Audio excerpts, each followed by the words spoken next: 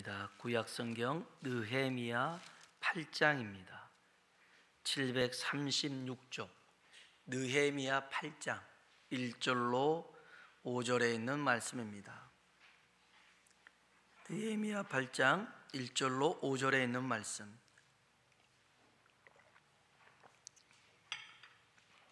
우리 함께 합독해 보겠습니다. 읽어볼까요? 이스라엘 자손이 자기들의 성읍에 거주하였더니 일곱째 달에 이르러 모든 백성이 일제히 수문 앞 광장에 모여 학사 에스라에게 여호와께서 이스라엘에게 명령하신 모세 율법책을 가져오기를 청하매, 초하루 후에 제사장 에스라가 율법책을 가지고 회중 앞 여자나 알아들을 만한 모든 사람 앞에 이르러 수문 앞 광장에서 새벽부터 정오까지 남자나 여자나 알아들을 만한 모든 사람 앞에서 읽음에 뭇 백성이 그 율법책에 귀를 기울였는데, 그때 학사 에스라가 특별히 지은 나무 강단에 서고 오른쪽에 선자는 마띠랴와 스마와 아나야와 우리야와 힐기야와 마아세야요, 그의 왼쪽에 선자는 부다야와 미시엘과 말기야와 하숨과 하수바따나와 스가라와 무술람이라. 에스라가 모든 백성 위에 서서 그들 목전에 책을 펴니 책을 펼 때에 모든 백성이 일어서니라. 아멘. 우리 한번 인사할까요? 하나님의 은혜가 당신에게 임하기를 원합니다. 하나님의 은혜가 당신에게 임하기를 원합니다. 아멘. 한 번 더요. 하나님이 당신에게 복 주시기를 원합니다. 하나님이 당신에게 복 주시기를 원합니다. 복 주시기를 원합니다. 오늘의 영적 부흥을 재건하라 세 번째 시간인데요, 우리는 성경 속에서 3대 부흥 집회를 봤습니다. 미스바 성에, 그 다음에 또 수문 앞 광장, 오늘 본문 말씀이죠. 그 다음에 지난주에 봤던 마가의 다락방. 이 미스바 성회와 마가의 다락방 성회는 기도 성회였습니다. 미스바 성회는 회개를 위한 기도 성회였고, 마가의 다락방은 성령의 능력을 받기 위한 그런 성회였습니다.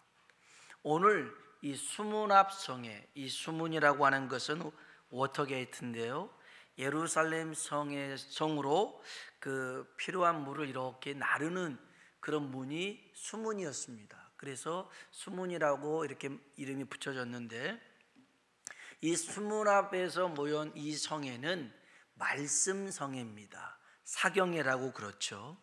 그래서 부흥의 역사를 보면 기도와 말씀으로 이루어져 있더라는 겁니다.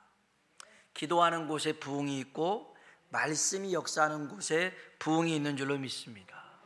이건 우리의 무릎과 하나님의 말씀이 연결될 때 부흥은 우리 가운데 일어날 줄로 믿습니다.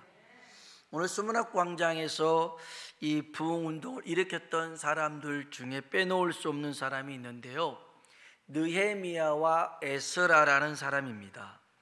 느헤미야는 페르시아 왕 아닥사스다의 술 맡은 관원장이었습니다. 그러니까 술에 독이 들어갔는지 들어가지 않았는지, 그때는 암살이 많았으니까 우리로 따지면 기미상궁입니다. 왕이 음식을 먹기 전에 이제 음식마다 먹어보고 독이 있는지 확인하는 것처럼 이런 역할을 느헤미야가 했거든요. 그러니 가장 믿을 만한 사람을 세웠을 것 아닙니까? 최측근을 세웠습니다. 그 자리는 부귀영화가 보장된 자리였습니다.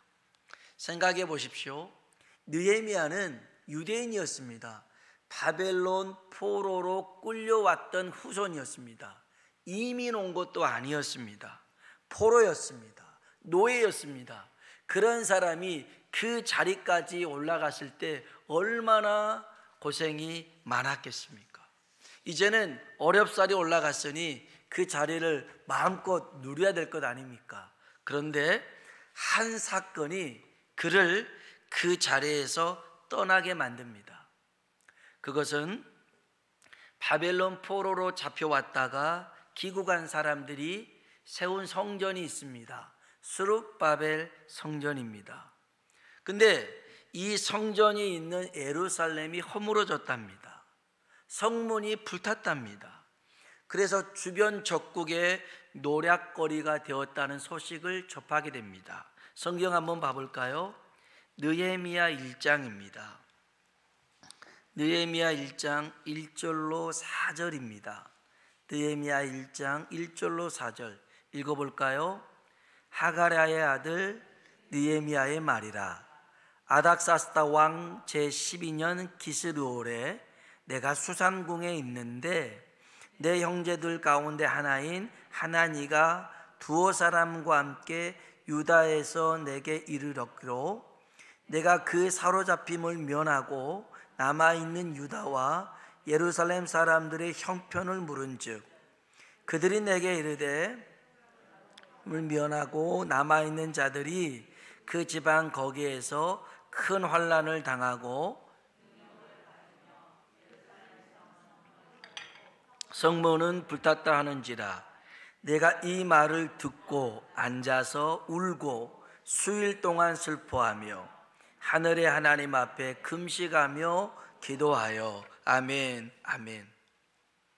이 소식을 들은 느헤미야는 하나님 앞에 울며 금식하며 기도했습니다. 그리고 난 다음 예루살렘 성벽을 재건하기 위해 자원에서 유다 총독으로 나서게 되었습니다. 이건 이와 같습니다. 대기업 임원이 있는데요, 본사에서 일하고 있습니다. 그런데 스스로가 저 지방으로 지사로 내려가겠다는 겁니다. 연봉도 감봉되고 그 경력에도 리스크가 생기지만 그러나 그런 일들을 느헤미야가 하겠다는 겁니다. 한 5년 전에 6.25 전쟁을 이제 기념일을 앞두고 설문조사를 해봤습니다. 전쟁이 우리나라에서 발발한다면 대학생들한테 참전할 건지 물어봤어요. 10명 중에 6명이 참전한대요. 그래서 63.2%가 참전하겠다는 거예요. 성인을 두고 물어봤어요. 그랬더니 10명 중에 8명이 참전한대요. 83.7%. 저한테는 연락이 안 왔지만 저한테 연락이 왔어도 참전한다고 했을 것 같아요. 근데 해외에 머무는 경우는 좀 달랐어요. 성인의 40.9%가 참전하겠대요. 그런데 42.4%는 좀 상황을 봐서 괜찮으면 하고 안 그러면 안 하고, 12.5%는 끝나고 오겠다고 말하더라고요. 근데 보면 우리나라 살기 막 어렵고 힘들다고 암만 헬조선에도 그래도 나라를 사랑하는 민족인 것 같아요, 우리나라가. 아무튼 이 느헤미야 보세요. 그는 출세가 보장된 자리였어요. 부귀영화를 누릴 수 있어요. 근데 이 유다에 갔다 오면 그 자리가 없어질 수 있어요.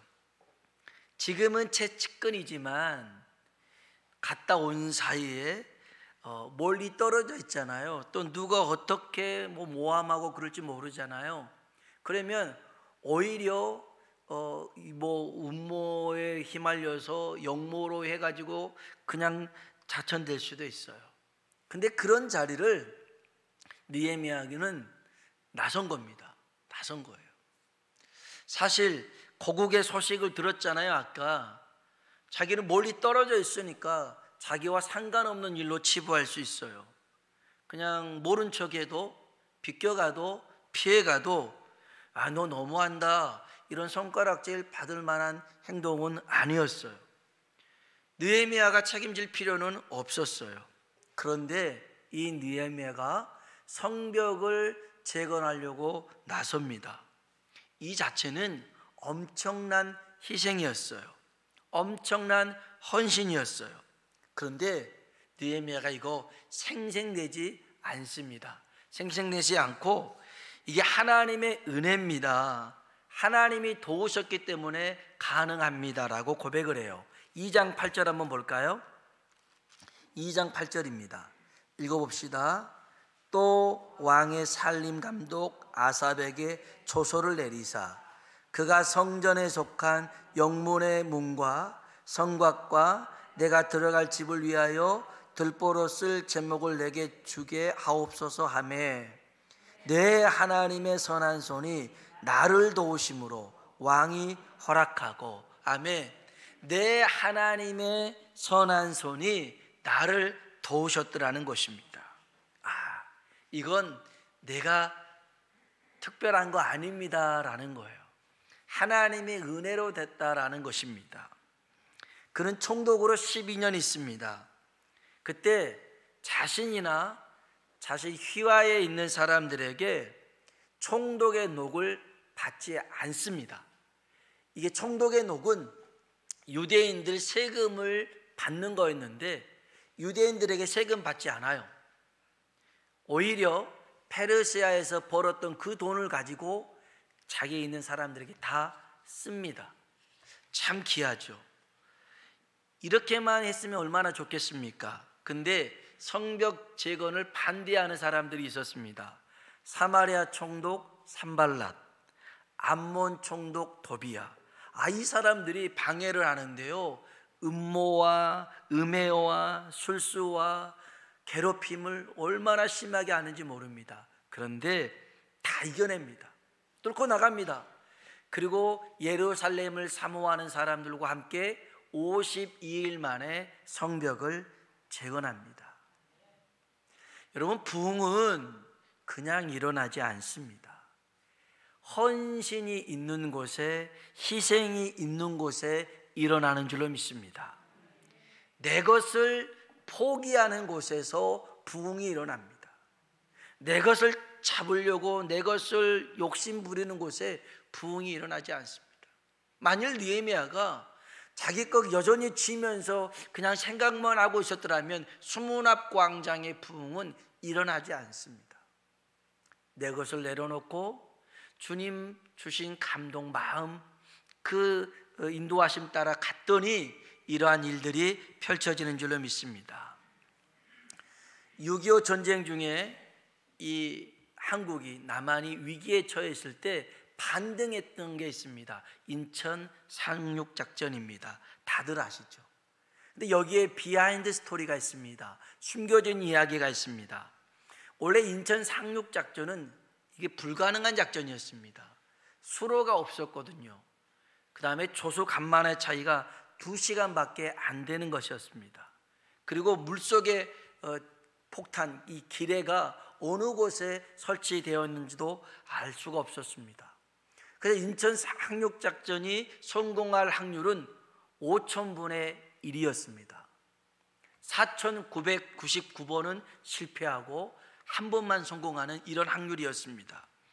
그래서 미 합동참모본부에서는 반대를 했죠. 근데 메가더의 그런 결단으로 속행하게 되었습니다. 그런데 이에 앞서서 먼저 상륙작전이 장사라는 곳에서 상륙작전이 일어났습니다. 경상도 지역입니다. 이 장사 상륙작전은 적의 시선을 이쪽으로 끌기 위한 속임수였습니다. 속임수, 페이크 상륙작전이었습니다. 여기에 들어간 인원이 772명인데 중고등학교 학생이었습니다. 한 보름 정도 훈련을 받고 학도병으로 간 거였습니다. 인천 상륙작전 바로 전에 이제 투입이 됐습니다. 근데 태풍을 만났어요. 배가 자초됩니다. 그래서 이 어린 학생들이 헤엄을 쳐가지고 육지로 갔습니다. 식량, 총알 3일분밖에 없었습니다. 그런데 이 학도병들이 포항, 영천 이런 국도를 점령합니다. 그랬더니 북한군의 온 시선이 다 그쪽으로 쏠리기 시작했습니다. 그리고 이제 거기서 이제 총격전이 펼쳐지고 구조선이 이 학도병들 771명을 데리러 갔는데 거즈반다 거기서 전사했습니다. 이런 장사 상륙작전으로 적의 시선을 끌고 인천 상륙작전을 해서 성공했던 거였죠. 만일 이들의 희생이 없었더라면 아마도 인천 상륙작전은 성공할 수 없을 수도 있었을 것입니다. 다시 얘기합니다. 부흥이든 회복이든 가만히 있어서는 안 됩니다. 기다린다고 되는 게 아닙니다. 시간이 된다고 저절로 이루어지는 게 아닙니다. 부흥을 사모하고 헌신하고 희생하는 곳에 부흥이 일어나게 될 줄로 믿습니다. 두 번째 사람 학사였고요, 제사장이었던 에스라라는 사람이 있습니다. 느헤미야보다 먼저 유다 백성들을 데리고 예루살렘으로 포로 귀환을 했던 사람입니다. 근데 이 사람이 하나님의 말씀을 백성들에게 가르치기로 결심을 합니다. 왜 우리가 이런 어려움을 당했을까?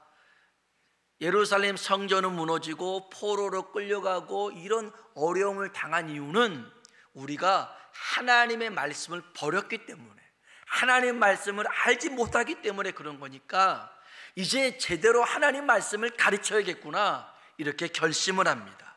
그리고 말씀을 연구하기 시작합니다. 그리고 그 말씀대로 삶을 삽니다. 에스라 7장 10절에 보면 에스라가 여호와의 율법을 연구하여 준행하며 율례와 규례를 이스라엘에게 가르치기로 결심하였더라. 아멘. 최고의 교육은요, 가르친 대로 사는 것입니다. 오늘 저와 여러분이 우리 다음 세대라고 하잖아요. 우리 청년들, 학생들, 주일학생들, 이 학생들에게 하나님 말씀을 가르쳐야 되는데 가장 좋은 교육 방법은 내가 먼저 그 말씀대로 사는 것입니다. 그러면 다음 세대들이 보고 따라오는 거예요. 기도만 해서 될 일이 아니고요, 우리가 그 말씀대로 살아야 됩니다. 1935년 어느 추운 겨울밤이었습니다.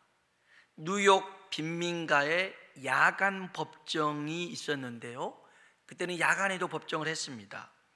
거기 피오렐로 라과디아라는 판사가 있는데 이 라가디아 판사 앞에 누더기 옷을 걸친 노파가 끌려왔습니다.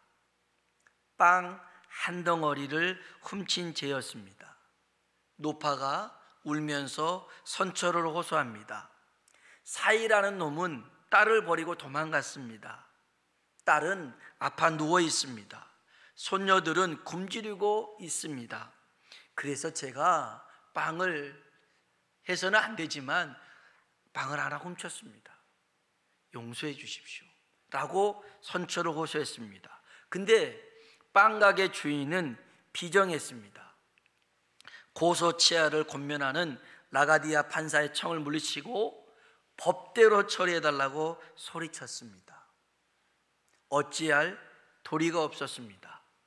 한숨을 길게 내쉬고는 이 라가디아 재판장이 노파를 향해서 이렇게 선고합니다. 할머니, 법에는 예외가 있을 수 없습니다. 벌을 받아야 합니다. 벌금 10달러를 내거나 아니면 열흘간 감옥에 가야 됩니다. 이렇게 선고를 내립니다. 그러더니 이 재판장이 일어서는 거예요. 그리고 그때는 이 모자를 썼는데 모자를 벗습니다. 그리고 자기 주머니에서 10달러를 꺼내서 거기에 넣습니다. 그리고 이어서 최종 판결을 합니다. 여러분, 여기 벌금 10달러가 있습니다. 할머니는 벌금을 완납했습니다. 나는 오늘 굶주린 손녀들에게 빵 한 조각을 먹이기 위해 도둑질을 해야 하는 이 비정한 도시에 살고 있는 죄를 물어 이 법정에 앉아있는 모든 사람에게 50센트의 벌금형을 선고합니다. 그러니까 여러분이 법정에 이렇게 있었더라면 이 판사가 자기는 10달러 내고 여기 있는 모든 분들이 다 이 비정한 도시에 살고 있지 않아요? 그러니 50센트씩 5,000원씩 다 내십시오 라고 그렇게 선고를 내렸어요. 그리고 이 모자를 경찰에 넘깁니다. 그렇게 해서 이제 판사가 벌금을 판결했으니 어쩔 수 없잖아요. 다 내야 되니까 다 냅니다. 그때 모은 돈이 57달러 50센트였습니다. 이때가 대공황, 굉장히 불황의 그런 시간 속에 있었기 때문에 결코 작은 돈이 아니었습니다. 그래서 판사는 10달러를 벌금으로 내고 나머지 47달러 50센트를 할머니 손에 쥐어줍니다. 다음날 뉴욕타임즈에 이 훈훈한 이야기가 이렇게 보도됩니다. 빵을 훔쳐 손녀들을 먹이려 한 노파에게 47달러 50센트의 벌금이 전해지다. 얼굴이 푸르락된 빵가게 주인과 법정에 있다가 갑자기 죄인이 되어버린 방청객, 그리고 뉴욕 경찰들까지 벌금을 물게 되었다는 그런 내용이었습니다. 지금 뉴욕에는 공항이 2개 있습니다. 하나는 JFK 공항이고요, 다른 하나는 라과디아 공항입니다. JFK 공항은 존 F 케네디 대통령 이름을 딴 공항이고요, 두 번째 공항은 아까 말한 피오렐로 라가디아 재판장의 이름을 딴 것입니다. 이 라가디아 재판장은 이후에 뉴욕 시장을 3번이나 역임하고 맨하튼을 지금의 맨하튼으로 만든 장본인입니다. 그리고 이 라가디아 공항에는 좀 특이한 게 하나가 있는데, 주차장이요, 가장 좋은 자리, 거기가 판사, 그 다음 장애인, 그 다음 상원의원, 이렇게 되어 있습니다. 아무리 미국이 민주주의, 법치주의라 하지만 이 판사가 가장 좋은 주차장을 차지했던 것은 이 바로 라과디아 재판장 때문이었더라는 것이죠. 한 사람이 어떻게 행동을 했느냐에 따라서 많은 사람들에게 이런 선한 영향력이 미치더라는 것입니다. 수문합 광장의 부흥성에도 에스라 중심의 말씀을 통해서 이루어진 성회입니다. 에스라가 내가 하나님 말씀을 연구하겠다, 이제는 하나님 말씀을 제대로 한번 가르쳐 보겠다, 이렇게 결심했더니, 그리고 그 말씀대로 살았더니 많은 이들 가슴속에 하나님의 말씀으로 불을 지피게 된 줄로 믿습니다. 하나님 앞에 헌신한 한 사람의 결심은 한 나라를 세우고 한 민족을 살리는 부흥을 가져오게 되는 줄로 믿습니다. 오늘 저와 여러분이 하나님 말씀대로 살기로 결심하는 우리 모두가 되길 주의 이름으로 축복합니다. 사실 수문합 광장의 이 부흥운동은 느헤미야, 에스라의 역할도 컸지만 더 중요한 사람들이 있습니다. 그들이 있었기 때문에 부흥이 일어났는데요, 우리 한번 오늘 본문 말씀입니다. 느헤미야 8장이고요 1절 보십시오. 느헤미야 8장 1절 같이 한번 읽어보겠습니다. 이스라엘 자손이 자기들의 성읍에 거주하였더니 7째 달에 이르러 모든 백성이 일제히 수문합 광장에 모여 학사 에스라에게 여호와께서 이스라엘에게 명령하신 모세의 율법책을 가져오기를 청하매. 아멘. 백성들이 수문합 광장에 모였습니다. 모든 백성이 모였어요. 그리고 에스라에게 청해서 이 사경회가, 부흥성회가 이루어진 겁니다. 백성들의 마음에 부흥을 사모하기 시작했더라는 겁니다. 사모하게 됐어요. 물론 느헤미야가 헌신했고 희생했고 그 열정에 불을 지핀 건 맞습니다. 그러나 이러한 그 안에 사모함이, 하나님을 향한 열망이 부흥을 일으켰더라는 것입니다. 혹시 미스바 성회 때 우리가 살펴봤던 그 부흥의 시작을 기억하십니까?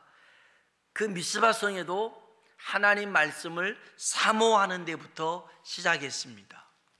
하나님의 법궤가 기럇 요아림에 있고, 거기서 아비나답의 집에서 하나님의 법궤가 있을 때 하나님의 백성들이 하나님을 사모하기 시작했어요. 우리도 마찬가지예요.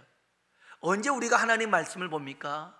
하나님을 사랑하기 원하고, 또 하나님을 사랑하면 저절로 하나님 말씀이 봐집니다. 우리가 언제 하나님 말씀에 순종합니까? 두렵고 떨리고 안 하면 혼날 것 같아서요? 그런 것도 없지 않아 있겠지만 정말 주님을 사랑하면요, 저절로 하게 되어 있습니다. 연애해 보셨습니까? 7년이 수일처럼 여겨졌던 야곱, 그 라헬을 얻기 위해서 7년 동안 열심히 일했는데 그날이 7년이라는 시간도 그냥 수일처럼 지나가 버렸대요. 왜요? 사랑하니까. 힘든 것도 몰랐어요. 그냥 보는 것만으로 너무 좋았거든요. 사랑하면요, 그 먼 거리 2시간을 걸어도요, 갔는데도 왜 이렇게 시간이 짧아요? 집까지 바라줬는데 또 뭔 짓 안 좋아하세요? 다시 돌아가요. 쓸데없는 짓을 또 하는 거예요.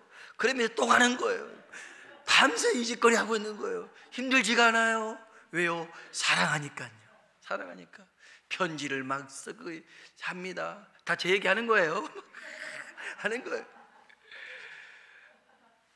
근데 힘들지가 않았어요. 기뻤어요. 즐거웠어요. 행복했어요. 근데 생각해 보세요. 요즘 하나님 말씀에 순종하는 일이 이처럼 기쁘고 즐겁고 재미가 있습니까? 뭔가 하나만 하는 것도 힘들어, 귀찮어, 하기 싫어, 이런 마음 드십니까? 몸이 안 좋다고요? 그럴 수 있습니다. 환경이 안 좋다고요? 그럴 수 있습니다. 그런데 더 근본적인 원인을 찾아보십시오. 내가 정말 주님을 이전처럼 사랑하고 있는지. 그러면 아마 거기서 결함이 생길 수 있습니다. 거기서 원인이 될 수 있습니다. 오늘 저와 여러분이 하나님을 사모하는 사람 되길 주님의 이름으로 축복합니다. 그래서 여기 수문학 강정은요, 그들이 이 하나님, 이 모든 백성들이 하나님의 말씀을 듣고 싶었어요. 그래서 이 미스바 성에는요, 사무엘이 자 모입시다. 우리 하나님께로 돌아가려면 우리 회개하고 기도합시다. 이렇게 초청을 했어요. 그런데 여기 성에는 달랐어요. 백성들이요, 에스라에게 지금 따지면 목사님 우리 예배 좀 한번 드립시다. 우리 한번 부계 좀 한번 합시다.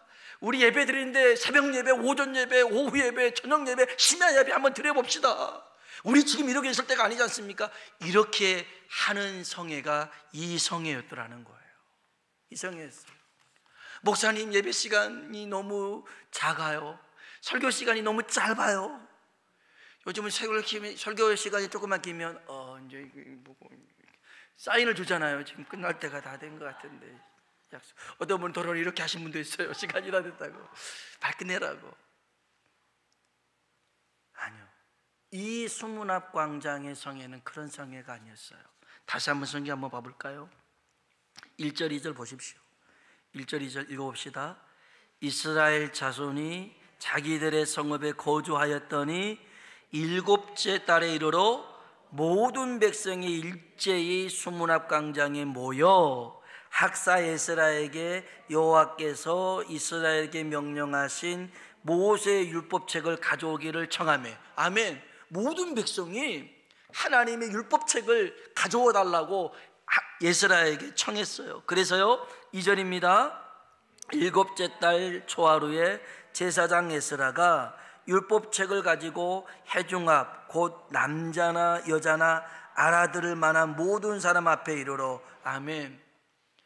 남자나 여자나 하나님 말귀만 알아듣는다면 그 사람들 앞에서 율법책을 읽기 시작합니다. 3절입니다. 읽어볼까요? 수문앞 광장에서 새벽부터 정오까지 남자나 여자나 알아들을 만한 모든 사람 앞에서 읽음에 뭇백성이 그 율법책에 귀를 기울였는데. 아멘, 아멘. 새벽부터 정오까지, 새벽 6시부터 낮 12시까지 6시간 동안 그들이 모였어요. 심지어 뒤에는 이 에스라가 성경 읽을 때는 다 같이 일어났어요. 그리고 그 말씀을 듣기 시작합니다. 그리고 그 말씀 속에서 이제 그 에스라 좌우편에 있었던 이제 지금으로 말하면 이제 그 뭐 성경 교사들일 수 있고 또 교육자들 있고, 이들이 가서 백성들 중간중간에 가서 그 읽었던 말씀을 하나하나 깨닫게 해줍니다. 이런 말씀은 이런 뜻이었어요. 우상을 숭배하지 말라고, 하나님 떠나지 말라고. 눈앞에 보이는 것 때문에 하나님, 안 보이는 하나님 그렇지만 계시지만 우리가 그 하나님을 무시하며 살면 안 된다고. 그로 인해서 우리가 이런 어려움 속에 당했다고 깨닫게 하니까 사람들이 울기 시작한 거예요. 우리가 잘못 살았군요. 우리가 우리의 욕심대로 살았군요. 하나님 용서해 주십시오. 막 울고불고 놀라운 역사가 일어나기 시작한 거예요. 그래서 이제 지금은, 오늘은 하나님의 성일이니 울지 마라, 하나님을 기뻐하는 것이 우리의 힘이다, 이렇게 얘기하고 난 다음에도 이들이 집에 안 갑니다. 그 다음 날에도 계속 하나님 말씀에 대한 갈급함, 사모함을 가지고 예배를 드리고 말씀을 배우기 시작합니다.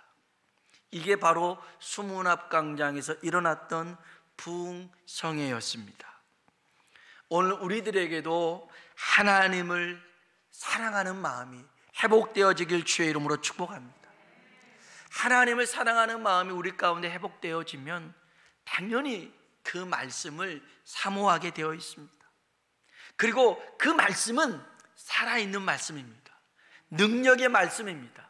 우리의 혼과 영과 관절과 골수를 찔러 쪼개며 광야의 길을, 사막의 강을 내는 능력의 말씀인 줄로 믿습니다. 말씀이 내 삶 속에 역사하면 우리는 새로운 인생을 살 수 있습니다. 베드로가 그랬습니다. 베드로가 밤새 수고해서 고기 한 마리 잡지 못했지만 예수님께서 깊은 곳으로 가라 했을 때 말씀을 의지해서 갑니다. 그런데 그냥 말씀을 의지한 게 아니고요, 먼저 예수님이 베드로의 배를 탔어요. 그리고 육지에서 좀 뛰었습니다. 그리고 육지에 있는 사람들에게 배에서 말씀을 가르쳤어요. 베드로는 그냥 배에서 가만히 그 말씀을 듣기 시작한 거예요. 듣다가 그 안에 믿음이 생깁니다. 여러분, 믿음은요, 하나님의 말씀을 들으면서 생긴 줄로 믿습니다. 그래서 그 믿음이 역사하니까 깊은 곳으로 가라니까 저기 가봤어요. 해봤어요. 근데 없었지만 주님이 말씀하시니까 제가 갑니다. 말씀을 의지하여 그물을 내립니다. 그랬더니 그물이 찢어질 정도로 많은 고기가 잡힌 줄로 믿습니다. 와, 예수님 대박! 예수님 저랑 동업합시다. 이제는 우리 부자 될 수 있어요. 그렇게 베드로가 얘기하지 않습니다. 예수님 앞에 무릎을 꿇습니다. 나는 죄인입니다. 나를 떠나소서. 뜬금없이 무슨 자기가 죄인이라고요?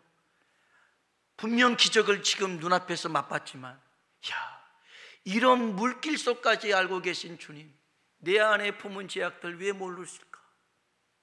내가 얼마나 악한 존재인지, 내가 얼마나 불의하고 부정한 존재인지 아시는데, 그래서 주님 앞에 섰어요.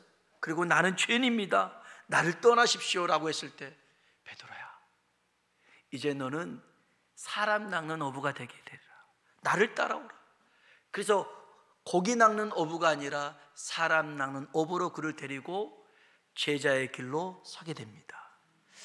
말씀이 우리 인생 가운데 역사하면 고기를 많이 잡는 기적보다 내가 죄인임을 발견하는 기적을 보게 됩니다. 진짜 기적은 고기 많이 잡았는 게 아니에요. 내가 죄인으로 발견되는 거예요. 그리고 나에게는 오직 하나님밖에 없습니다. 고백하는 게 바로 진짜 기적이라는 거예요. 오늘 이런 마음 주의 성령님께서 우리 가운데 부어주시길 주의 이름으로 축원합니다. 요한복음 16장 13절에 진리의 성령이 오시면 그가 너희를 모든 진리 가운데로 인도하시리라. 성령님은요, 진리의 영이셔서 우리를 전에는 그 말씀에서 깨닫지 못하고, 이 말씀은 내가 들을 말씀이 아니고 그냥 저 안무개 집사가, 안무개 장로가 들어야 되는데 오늘따라 안 왔네, 이렇게 들을 말씀이 아니에요. 이 말씀은 내가 들을 말씀. 항상 은혜의 시작은요, 나에게 적용되는 거예요. 아, 지금 하나님이 내게 하시는 말씀이구나, 나를 오라고 하시는 말씀이구나, 나에게 희생하라고 말씀하신 거구나, 이렇게 들려져야 되는 거예요. 이렇게 하시는 분이 성령님이신 줄로 믿습니다. 요한복음 14장 26절에 보혜사 곧 아버지께서 내 이름으로 보내실 성령, 그가 너에게 모든 것을 가르치고 내가 너에게 말한 모든 것을 생각나게 하시리라. 오늘 이 시간 성령님께서 하나님 말씀을 우리에게 깨닫게 하시고 우리에게 그 말씀들이 생각나게 하시길 주의 이름으로 축원합니다. 그럴 때 진짜 이 영적 부흥뿐만 아니라 삶의 회복의 역사가 우리에게 부어지게 될 줄로 믿습니다. 아멘. 기도하겠습니다. 영적 부흥을 재건하는 길은요, 기도와 말씀이 어우러질 때 성령님이 역사하신 줄로 믿습니다. 오늘 이 수문학 광장에 모인 이 성회는 그냥 이루어지지 않았습니다. 느헤미야의 헌신과 희생과 내 것을 포기함이 선행됐습니다. 내가 내 하고 싶은 거 다 하고 원하는 대로 다 하고 난 다음에 왜 나는 믿음이 없을까? 왜 나는 이렇게 약할까? 그건 말이 안 돼요. 왜 우리에게는 부흥이 일어나지 않을까? 돌이켜보세요. 우선순위가 잘못된 경우가 많아요. 먼저 내 것을 내려놔야 돼요. 그리고 에스라와 같이 하나님 말씀대로 살겠다 결심해야 돼요. 그럴 때 모든 백성이 말씀에 대한 사모함이 일어났더라는 거예요. 하나님, 내가 주님을 사랑합니까? 나는 내 하루를, 한 주간을 무엇에 의해서 움직여졌습니까? 내 감정, 내 욕구, 내 의지, 나의 바람으로 그렇게 움직여졌는지, 아니면 주님을 사랑해서 주님 말씀에 순종하는 삶을 살았는지 보면요, 압니다. 알아요. 주님, 이 시간 그 말씀으로, 성령님 이 시간 그 말씀으로 우리 자신을 보게 하여 주시고 베드로처럼 내가 죄인됨을 발견케 하여 주옵소서, 깨닫게 하여 주옵소서. 그리고 주의 부르심 속에 이제는 결단하고 순종하며 나아가는 부흥을 일으키는 하나님의 사람, 하나님의 교회 되게 하여 주시옵소서. 우리 다 같이 주님이라 한번 부르고 기도하겠습니다. 주여